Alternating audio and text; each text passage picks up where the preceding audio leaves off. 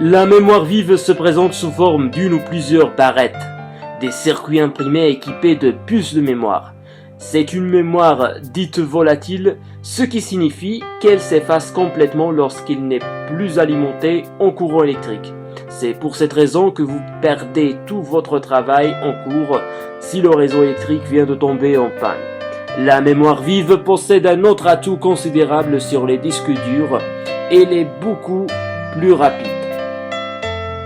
La quantité de mémoire vive est le premier critère à regarder lors de l'achat de barrettes de RAM.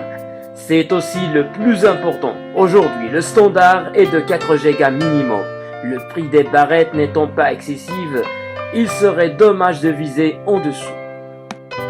Au sein d'une barrette de mémoire, les données sont enregistrées dans des cases mémoire. Ces cases sont disposées en ligne et en colonne.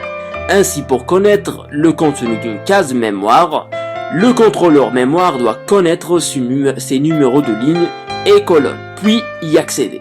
Cela prend un certain temps, défini par ce qu'on appelle les timings de la mémoire vive.